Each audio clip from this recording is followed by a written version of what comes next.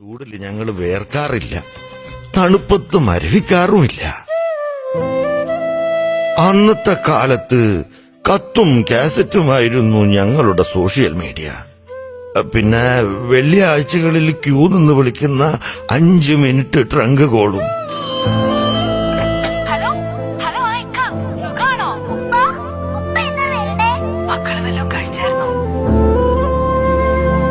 ഇടക്ക് നാട്ടിലെ സ്റ്റുഡിയോയിൽ നിന്നും അമ്മയും ഭാര്യയും മക്കളും ഒക്കെ ചേർന്നെടുത്ത് ഇങ്ങോട്ട് അയക്കുന്ന ഫോട്ടോയും, പകരം ഇവിടെ നിന്ന് വല്ലവരുടെയും കാറിന്റെ മുന്നിൽ നിന്നും കൂട്ടുകാരുടെ റൂമിൽ ഭക്ഷണം കഴിക്കുന്നതുമൊക്കെയായി അങ്ങോട്ട് അയക്കുന്ന ഫോട്ടോയൊക്കെ തന്നിട്ടുള്ള സന്തോഷവും അനുഭൂതിയും ഒന്നും ഇന്നത്തെ ഒരു വാട്സപ്പ് സ്മൈലിക്കും തരാൻ കഴിഞ്ഞിട്ടില്ല. അന്നൊക്കെ അവധിക്ക് നാട്ടിൽ പോകുന്നതിന് 3-4 മാസം മുന്നേ തുടങ്ങും പെട്ടിയൊരുക്കല്. ഒരു വീടിനെ അല്ല, ഒരു നാടിനെ മൊത്തം സന്തോഷിപ്പിക്കാനുള്ള ആഴവും വ്യാപ്തിയും ഉണ്ടായിരുന്നു പ്ലാസ്റ്റിക് കയറി കൊണ്ട് കെട്ടിമുറുക്കിയ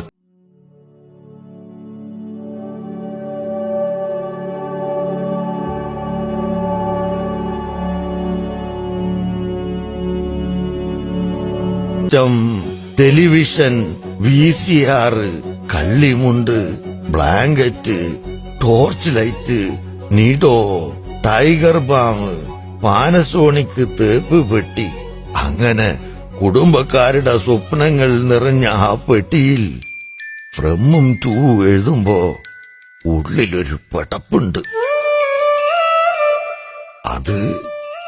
അത് പ്രവാസിക്കേ അറിയൂ.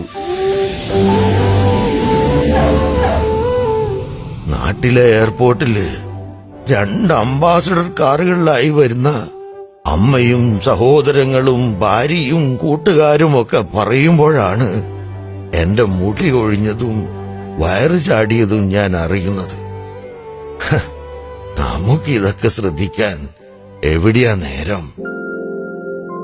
അത്തറും സെന്റും പൂശി നാട്ടുകാരോട് കുശലം പറയാൻ ഇറങ്ങുന്ന പ്രവാസിക്ക് അന്നും ഇന്നും ഒരേ മണമാ.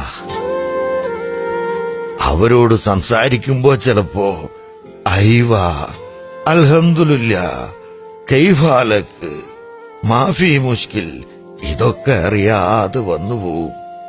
കേൾക്കുന്ന നാട്ടുകാര് ഓ ഇവനൊക്കെ വലിയ ഗൾഫുകാരൻ എന്നൊക്കെ പറയുമെങ്കിലും ഇവിടെ ഞങ്ങൾക്കത് ജീവിതത്തിന്റെ ഭാഗമാണ്.